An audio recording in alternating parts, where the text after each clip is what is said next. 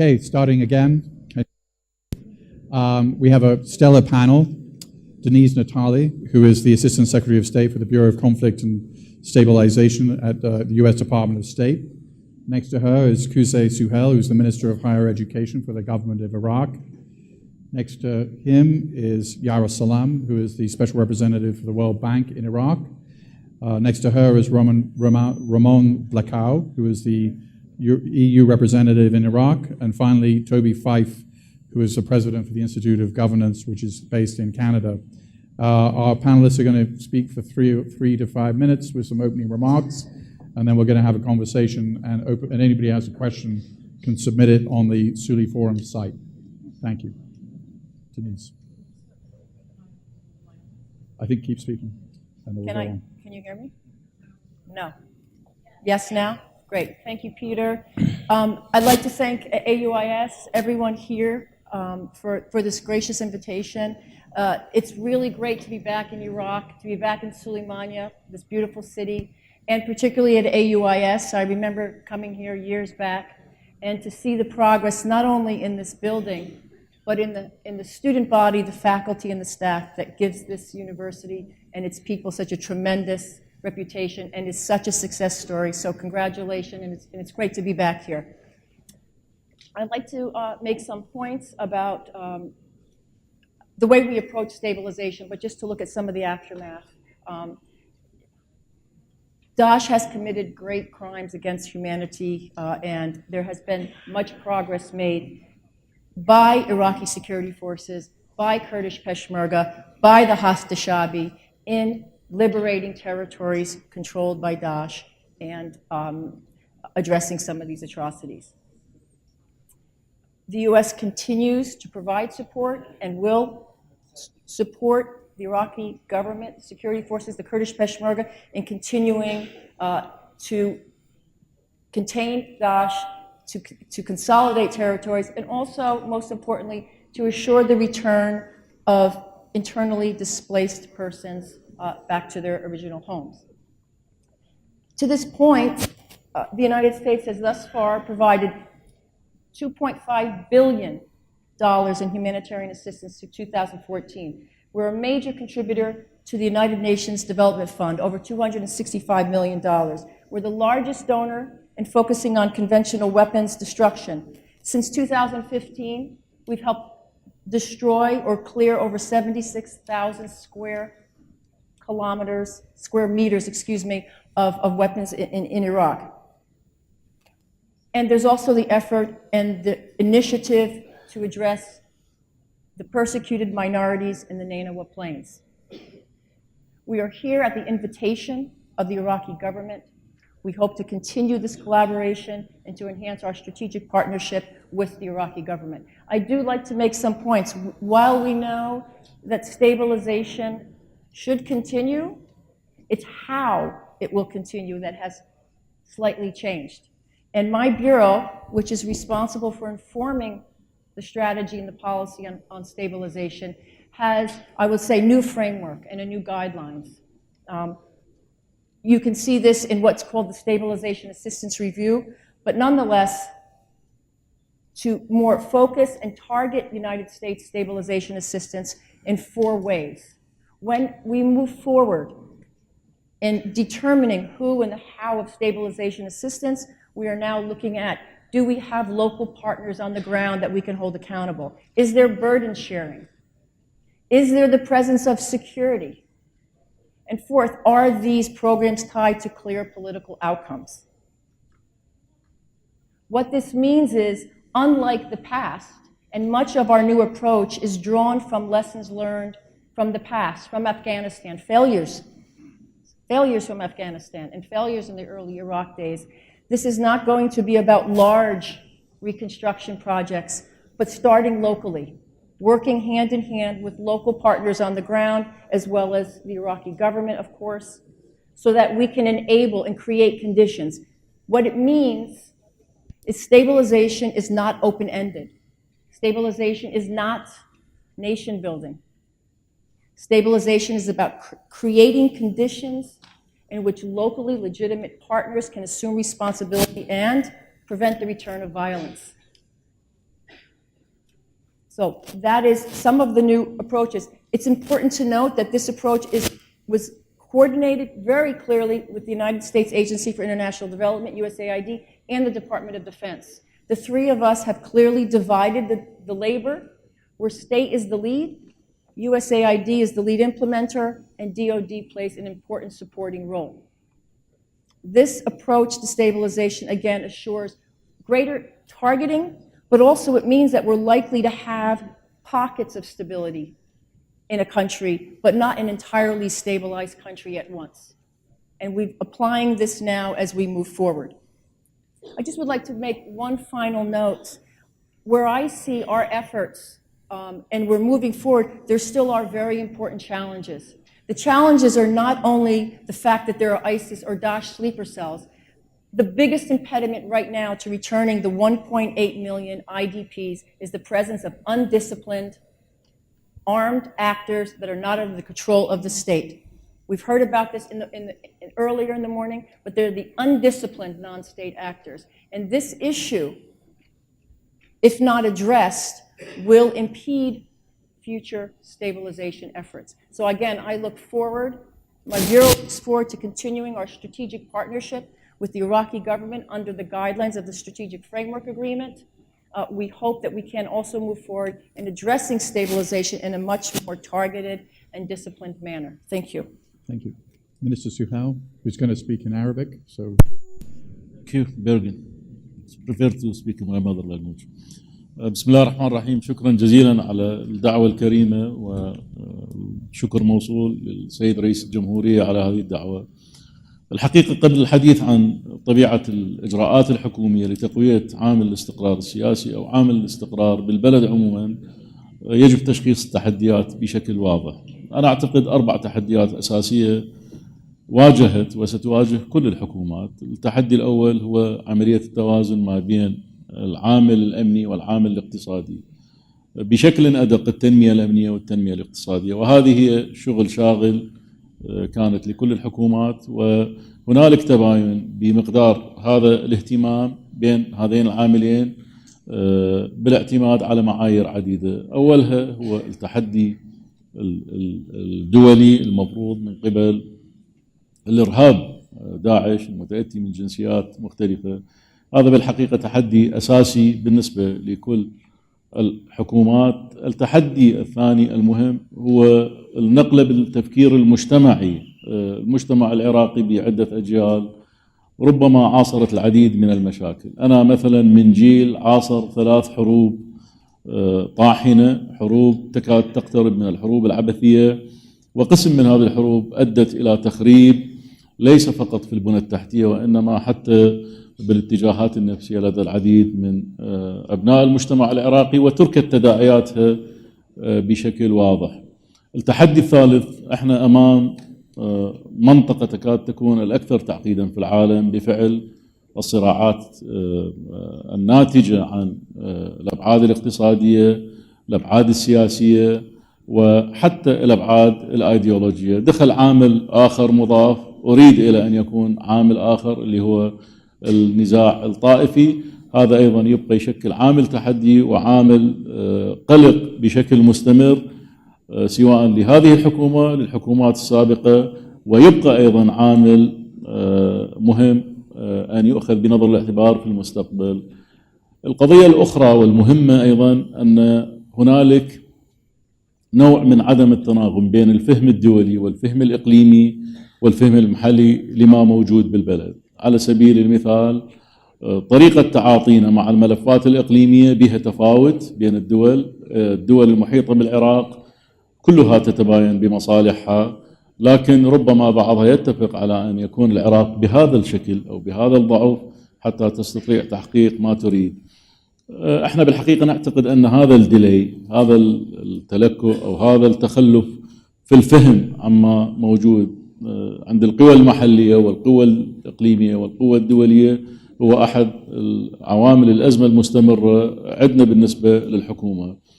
أمام هذه التحديات وتعقيداتها، احنا طبعا أيضا عندنا ملاحظات بصراحة. هنالك من يطالب دائما بعودة العراق إلى الحضن العربي أو بعودة العراق إلى الحضن الإقليمي. احنا نقول العراق يطالب الآخرين بأن يفهموا ما يجري فيه، وعليهم هم أن يعودوا لوضع العراق. هوية العراق واضحة، دستور انكتب، كتبت قوى سياسية، وإن لم تكن مقتنعة به بشكل تام إلا أنه يعد أساس مقبول وأساس معقول للرجوع إليه حين الاختلاف وحين التفاوت في وجهات النظر. لذلك الفهم الإقليمي والفهم الدولي لما موجود بالعراق احنا نقدر نعتبره هو أحد عوامل إنجاح أي استقرار سياسي بالبلد. بالمقابل ما هو دور الحكومة أو ما هو الجهد الحكومي المبذول في هذا المجال؟ طبعا الحكومة جاءت بعد مخاض عسير، وهذا المخاض العسير أنتج حكومة تكاد تقترب من الاستقلالية إلى حد معقول. هنالك صلاحيات أعطيت للسيد رئيس الوزراء بتنوع اختياراته. العامل المهم اللي تسعى به الحكومة لتقوية الاستقرار هي الاستئناف بالعمل بالمشاريع المتلكئة والمتوقفة طبعا بفعل الوفرة المالية النسبية المتحققة من زيادة أسعار النفط. الآن في مجلس الوزراء في كل الجلسات عادة ما يتم اتخاذ قرارات لاستئناف للمشاريع المتوقفة سواء كانت في هذه المحافظة أو تلك، وهذا بالتأكيد يستبطن ظهور فرص عمل جديدة، استقطاب لطاقات متعددة من أماكن متفاوتة بالبلد. الجهد الآخر اللي تسعى إلى الحكومة رغم أنها لم تبدأ به بشكل جاد وحقيقي بسبب عدم اكتمال تشكيلتها هو محاولة لعب دور سياسي إقليمي. احنا بصراحة كان عندنا جهد واضح لترتيب الأجواء ومساعدة حلحلة بعض الأمور ما بين تركيا وإيران، لأن نعتقد استقرار العلاقة بيناتهم أيضا ينعكس بشكل إيجابي، والأمر ينطبق على الدول الأخرى السعودية والأردن وسوريا. فالخطوة اللي تساهم بتحقيق الاستقرار السياسي في البلد هي أن يكون العراق عامل مؤثر وعامل فاعل في التوازنات الإقليمية والدولية وليس عامل متلقي. أنا كوزير تعليم عالي أؤكد أن الإرهاب الذي تعرض له العراق ربما كان يشكل جزء أساسي من إشكالية البلد عموما، هي إشكالية مجتمعية. الجيل اللي عاش، على الأقل جيلنا والجيل الأكبر من عندنا، جيل عاش في ظل أزمات كبيرة، في ظل صراعات متعددة، نحتاج إلى جهد فكري لتعديل بعضها. في وزارة التعليم العالي احنا على سبيل المثال عززنا روح التعايش.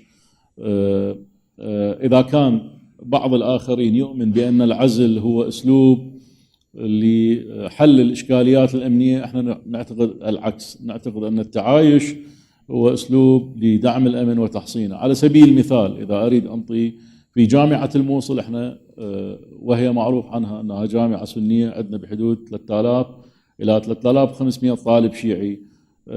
عززنا تواجدهم واعتقدنا وجودهم وجود مهم، وبنفس الوقت عندنا طلبة من الموصل ومن الأنبار في جامعات في الجنوب موجودة في ذي قار وفي ميسان وفي البصرة. طالبنا بتعزيزها وطالبنا بإلغاء بعض القيود اللي كانت تحدد الانتقال بين محافظة وأخرى.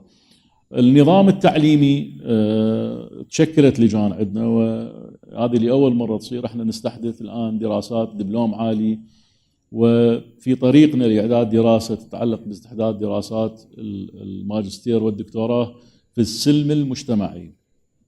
أنا أقول احنا بحاجة إلى جهد غير طبيعي لإزالة الآثار النفسية للحروب التي أثرت على كل طبقات المجتمع العراقي. ولذلك يعني من السرور أنه مجلس الوزراء البارحة أقر مجلس وزاري آخر غير المجلس الوزاري للطاقة وغير المجلس الوزاري للشؤون الاقتصادية والخدمات، أقر المجلس الوزاري للشؤون التنمية البشرية. هذا راح ياخذ على عاتقه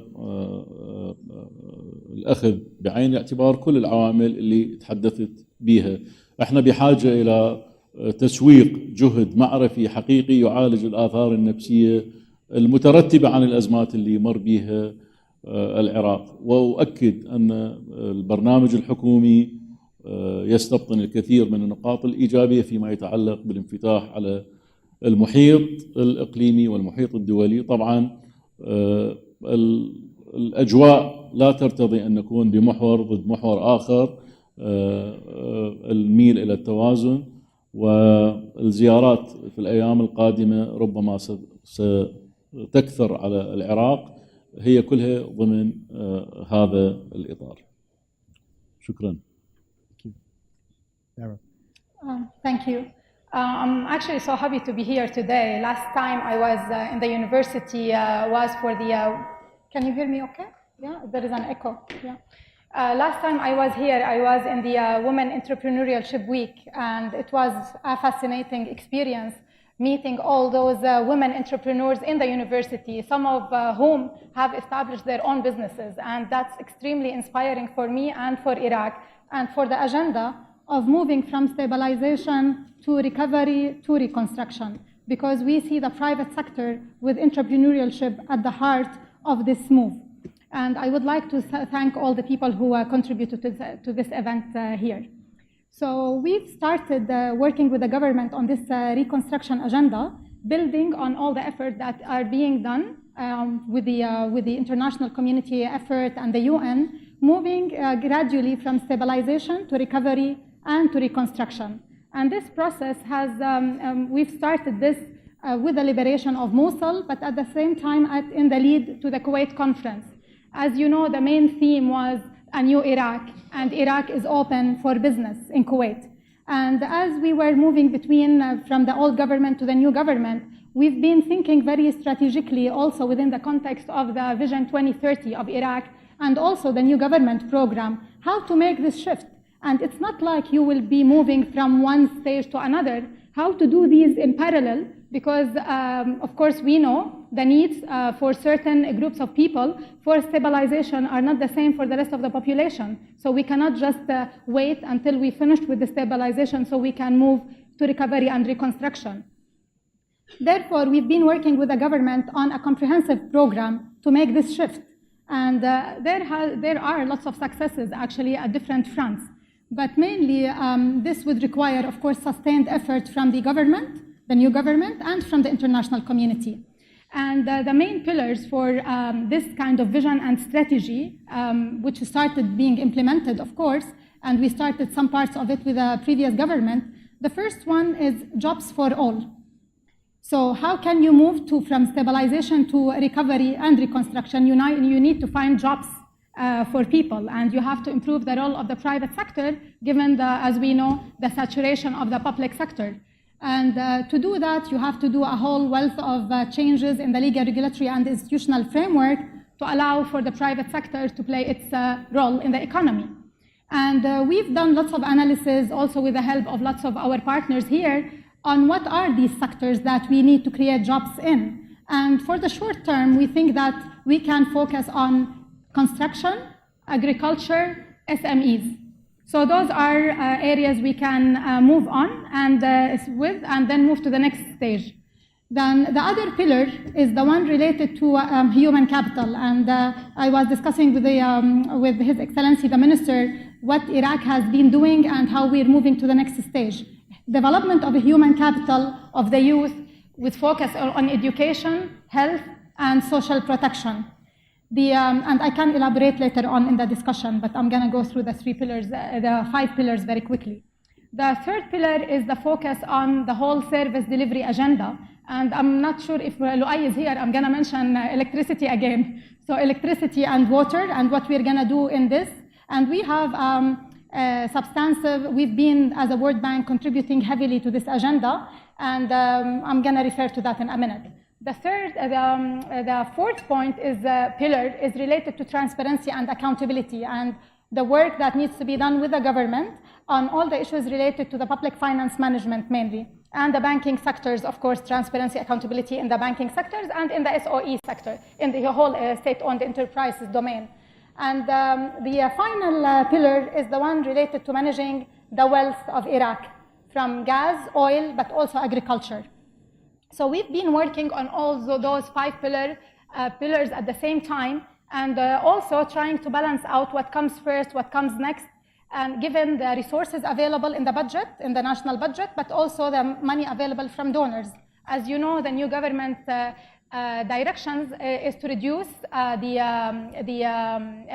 taking loans basically and the borrowing, to reduce borrowing and focus more on managing the budget in a more sustainable manner. And that's something will need to be combined, of course, for more transparent and fiscal stabilization of the new budget and the way we prepare the new budget.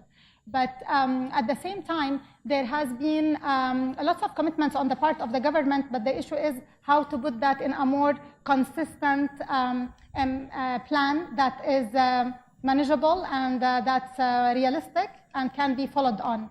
I just wanted to clarify one last thing about this before I move to the bank. I wanted to clarify what we've been supporting, how we've been supporting this agenda, is that I hope that the government program will be elaborated a little bit more. So this timetable and the action that needs to be done on all these pillars can be also communicated very well to the international community. So we are all on the same boat and there is no duplication and time lag in terms of the implementation and follow through. So that's... for that, no, yeah. And I just wanted to say that the World Bank has been supporting the government of Iraq with all these items that I mentioned and all different others, especially these days with the financial sector reform as well. But we've been in the past 4 years, we contributed to around financing of around $5 billion. And hopefully we will continue to implement the projects we currently have in the liberated areas that focus on building infrastructure and restoring basic services, and also in other areas in Iraq, like now in Basra with the projects on electricity and water, and also in Baghdad with water projects, because you need to enhance basically the public opinion about when building this trust with the government on the delivery of social services. But also we've been working on the whole agenda related to the social protection. And I think this is one of the most important items on the human capital agenda. And we've been contributing for around 700 million just for those coming 2 years for this agenda. And we hope we can work with the parliament very effectively on passing the bending laws, especially in the on issues related to the social protection law.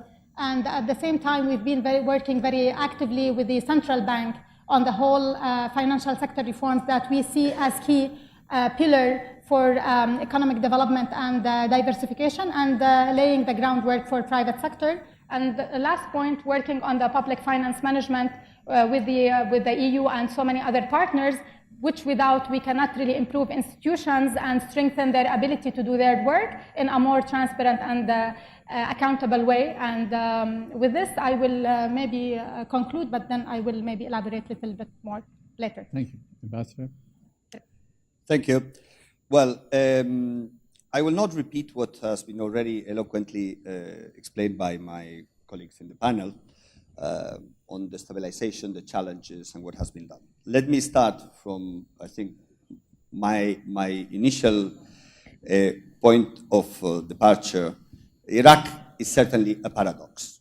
The special representative of the Secretary General has mentioned some of these paradoxical elements in the situation in Iraq, a rich country where many of its citizens lack essential services, a country that has come out of an extremely violent period, decades, in which internal strife, terrorism, sanctions, foreign intervention, everything had taken a terrible toll on the Iraqi population.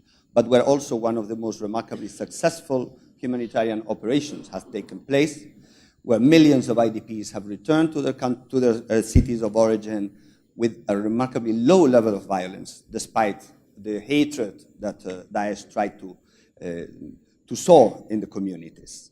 So that means in Iraq normally every situation, every political development normally has 3 or 4 different interpretations. And my impression is that actually all of them are generally or very often true.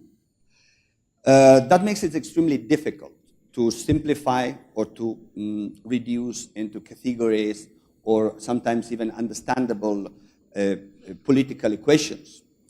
That makes us sometimes basically turn into simplify beyond recognition the reality of Iraq, the complex and fluid reality of Iraq.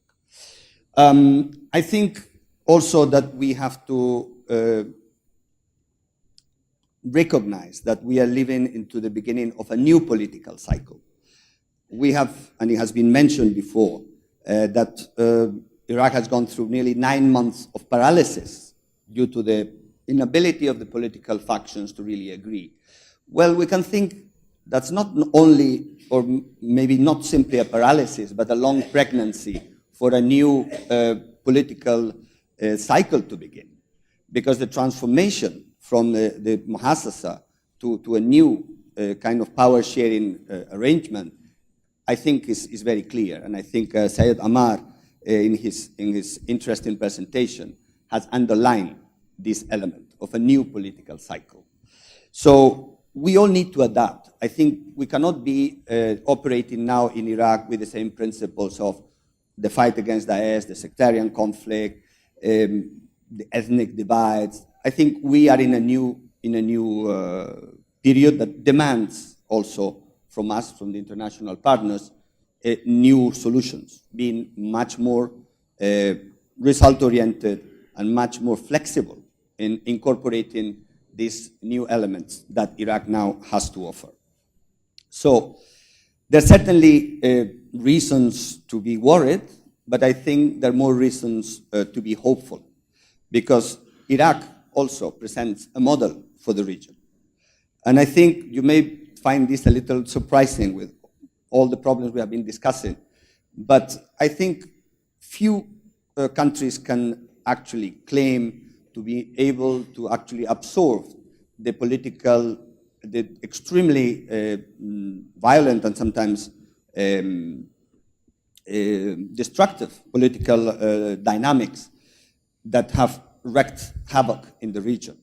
I mean, the fact that Iraq has managed to keep a vibrant democratic political framework and incorporate Shia empowerment, Kurdish political demands, and the transformation or the incorporation of the Sunni insurgency in a new power-sharing arrangement, I think they're extremely important elements that show that there is hope for a democratic alternative in the Arab world. I think Iraq is the demonstration that we don't need to be pessimistic and that the Arab region cannot really incorporate or respond to its challenges through a democratic framework.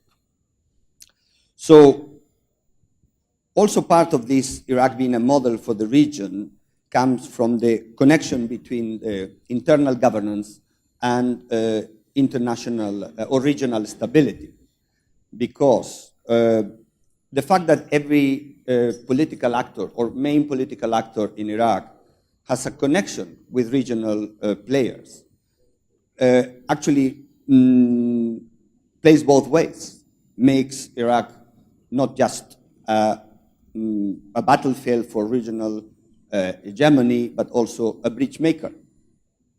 And I think that is what we are witnessing now with the diplomatic outreach that the governor, the president, and the different actors, the foreign ministry, are really conducting.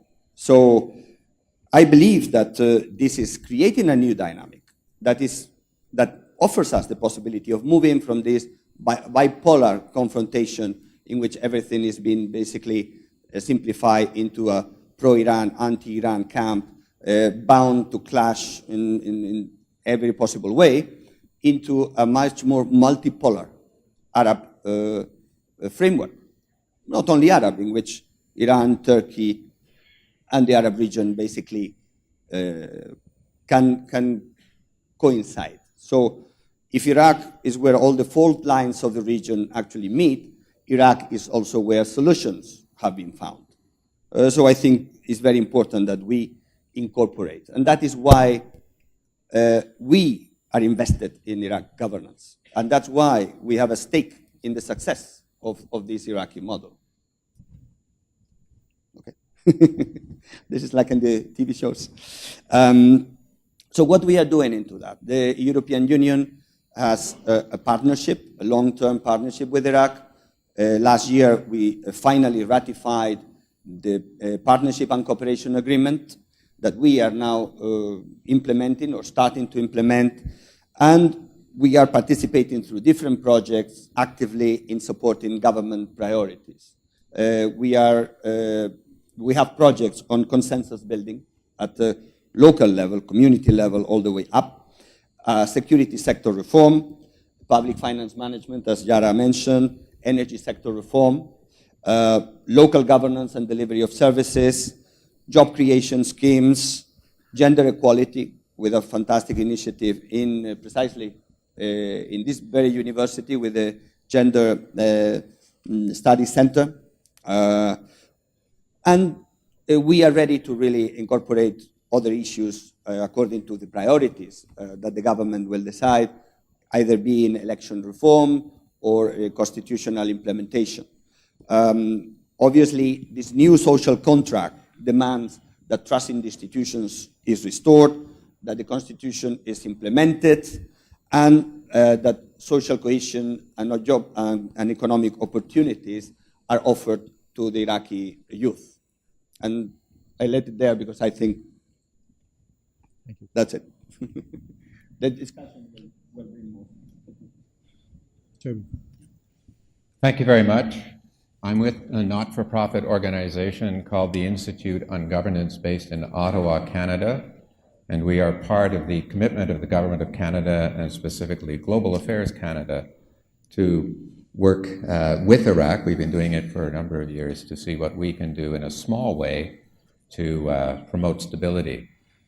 I'd like to take you through our approach to this issue. You have been hearing since the conference began very high-level discussions, if you like. But I remember the President saying there are two issues that matter to him, among others.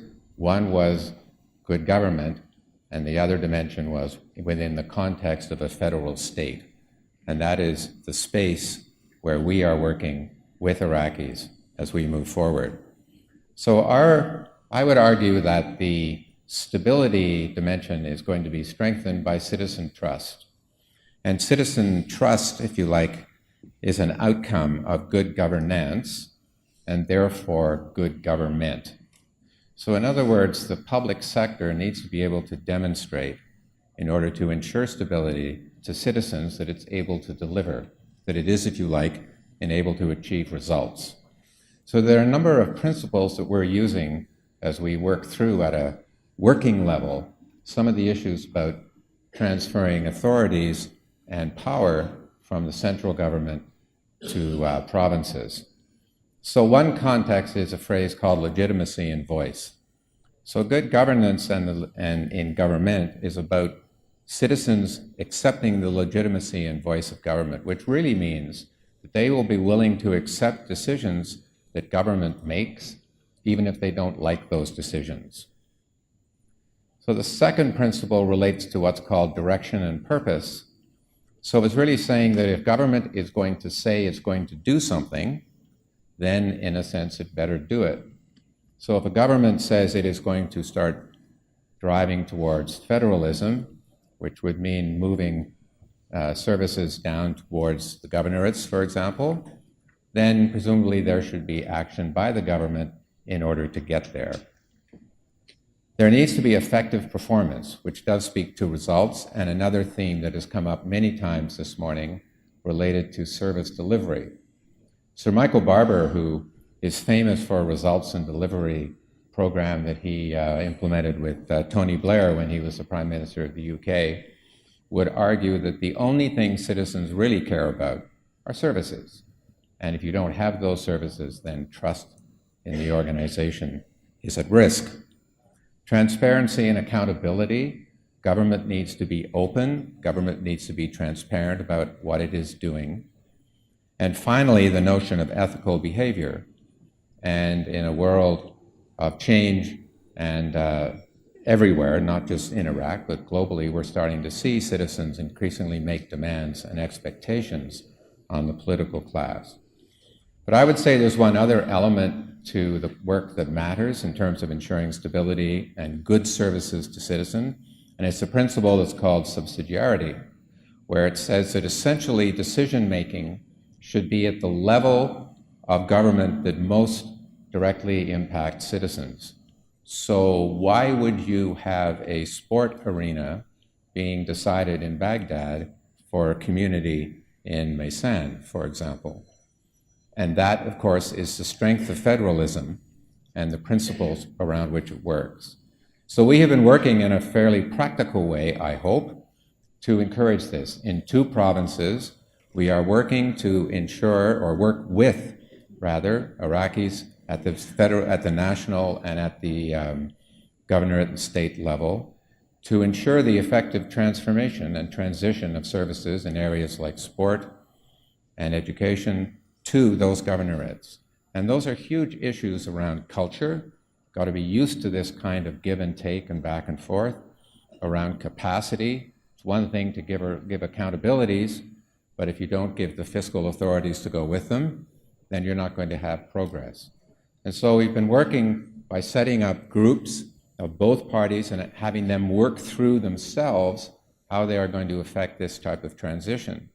And what's very interesting is it becomes a form of capacity building in a sense, where the public servants are doing things they had never actually done before, and having to sit across the table and negotiate how this is going to work. So we believe we're making some progress in this, and in the context of stability, I would bring it back to this space. The space that says, if indeed stability is a function of citizen trust in government to be able to provide services, then merely one dimension of that is ensuring that the right services are at the right level of government, and that level of government has both the authorities and the skills to implement them appropriately. Thank you. We have about 15 minutes left, so we're going to keep our responses relatively concise. And I'm going to start with the Assistant Secretary. You mentioned these undisciplined non-state actors. That, just so clarification, are there examples of that? I mean, and what are you saying, that the United States wouldn't be involved in stabilization operations where these non-state actors exist, or what is the... Thanks. I'm looking at, again, I'll go to the criteria in which stabilization assistance will be grounded in the future. And these criteria, one of them is, again, burden sharing, locally accountable partners tied to clear political outcomes, and security, which means if you're in a region or a locality where there is not security, and I mean undisciplined armed actors not under the control of the state, it's impossible to have effective stabilization. It will fail. This is why 17 years of stabilization assistance in Afghanistan failed. So we have to be selective. It means that, yes, there should not be stabilization assistance targeted in places where this assistance will be co-opted or taken, and at the same way, it could be stopped if it cannot get to the end product, which is having internally displaced people return to their homes. Other examples of these undisciplined non-state actors that you can point to? By names, I would just rather say in Iraq, we know that there are armed actors that are operating outside of the jurisdiction of the state that are undisciplined. I think many of us in this room knows what it is. They're in certain areas. Our UN representative clearly referred to that today, but I am saying that is an important obstruction to not only where you're going to target, but continuing assistance in these types of environments. This is a question perhaps for the Minister. I mean, there was discussion about the successful return of millions of IDPs, and also, I mean, you referred to this 9-month gestation period where democracy was sort of taking its hold. Is there a reason, looking at it from a regional point of view, Iraq obviously has had a lot of problems, but recently things are better. Is there a reason why Iraq has worked out so many of its problems? Was it just the kind of effect of ISIS, or is it something deeper?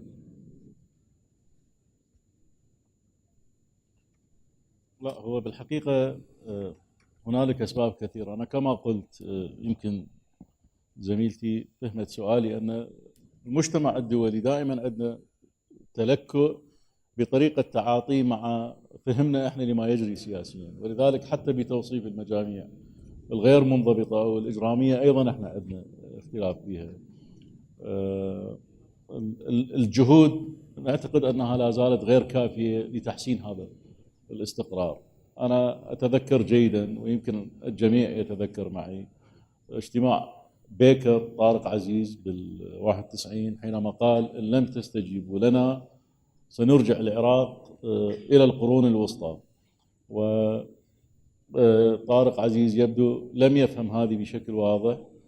فعلا أعادونا القرون الوسطى من خلال ضرب كل البنى التحتية، محطات الكهرباء، ضربوا حتى الجامعات والمختبرات العلمية، ضربوا المؤسسات الصناعية. بالنتيجة لا زلنا نعاني من هذه التداعيات. لذلك بالمعايير أو بالقياسات الموضوعية جهد 15 سنة أعتقد ربما يكون طبيعي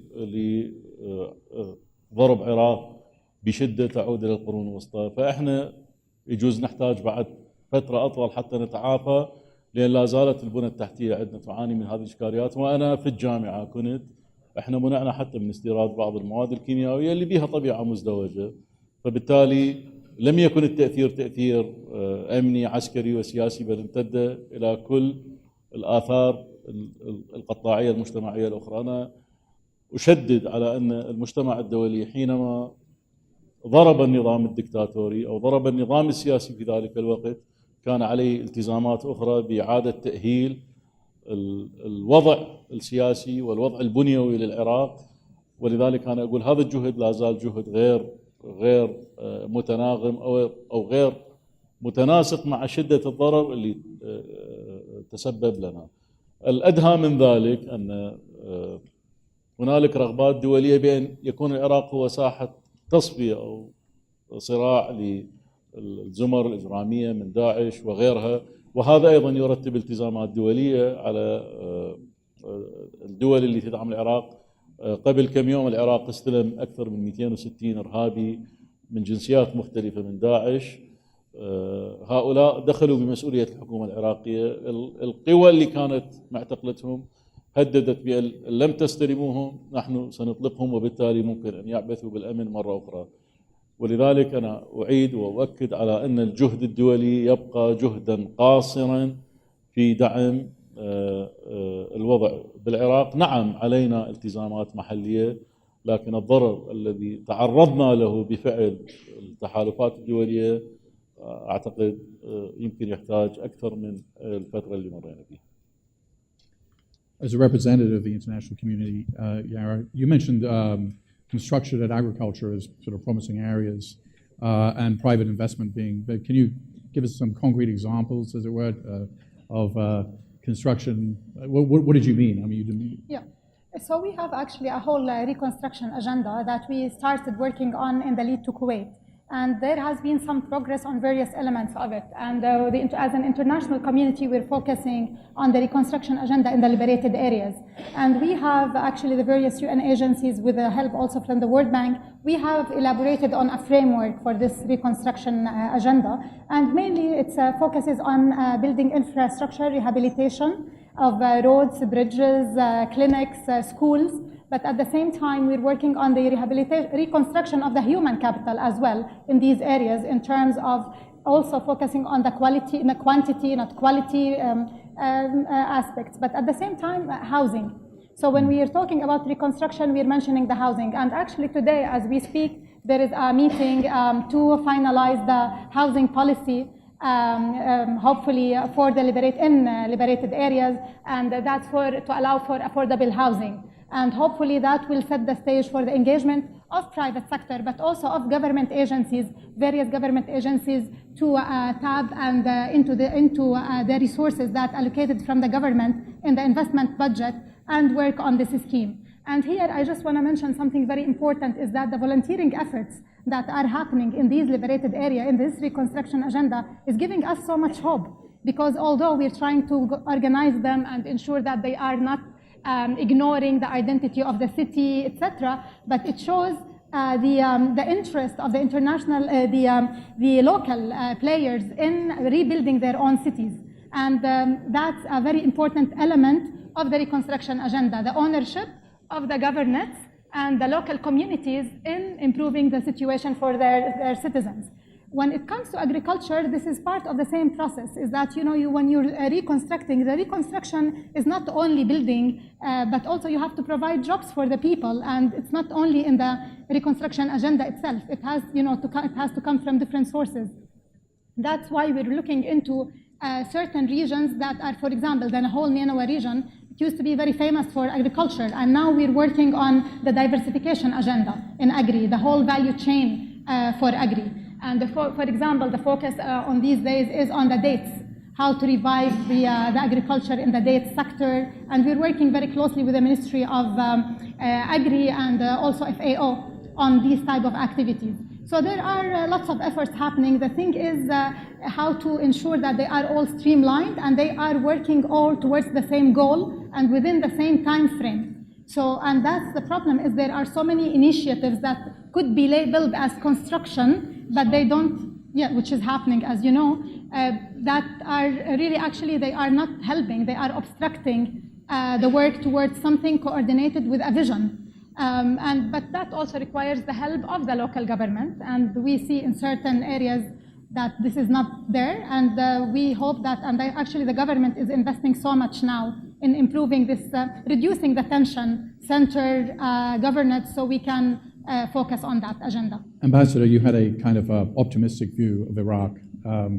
And can you explain, and you've served in places like Yemen and India in your career, so what are the main reasons that you have for optimism? What is it about Iraq that gives you hope? Well, I think Iraq has certain elements that make it like a political laboratory for the region. The first one, obviously, is resources. Second is the human capital. And I think the third is basically a very strong sense of historical purpose. I mean, I was recently visiting Ur, one of the oldest cities in the world.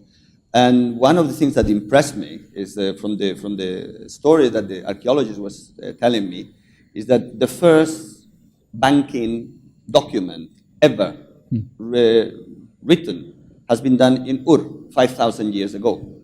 So when we're talking about financial reforms, there's something I think Iraqis need to get this sort of confidence back in what they have been, let's say, contributing. The first constitution, the first banking document. So when you go all the way back, there's something in history that shows you also or teaches you that confidence. I think there's another element that for me is important, is that Iraq is the tipping element in all regional power rearrangements.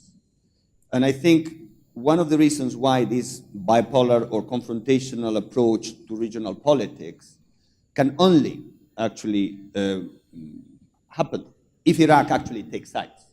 And by not taking sides, Iraq is basically offering an alternative in which say, well, we can also create, as the president this morning very rightly emphasized, a different regional order based on what are our common interests, on resource management, on trade, transportation, investment, energy.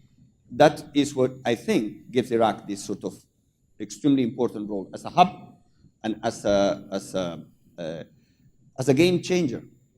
So this policy that Iraq has been having in the last years, it is now, I think, coalescing into a new political regional alternative in which other countries are actually thinking that this is actually a way to go, that nobody is forced to really take sides in a conflict that, to a certain extent, is not in their interest. Toby, when the Institute of Governance is brought into an Iraqi ministry, what are they looking for that they don't have from you? Well, what an interesting question. Let me phrase it perhaps two ways. If there's one thing Canada is a country of, it is a federal state. And I think really what we are trying to bring is, I almost frame it in many ways around facilitation skills. How do you bring players together to start working together to achieve, to your point, the same outcomes that are agreed upon? And it's very hard often. Often culture doesn't lead to a sense of consensus building and a sense of working together towards shared outcomes. So if we can help in that dimension, that's part of it. We like to think we bring some expertise, obviously, as well. Well, we have run out of time. Thank you to our distinguished panel, the Assistant Secretary, the Minister, the World Bank Representative, Ambassador from the EU, and to Toby. Thank you very much.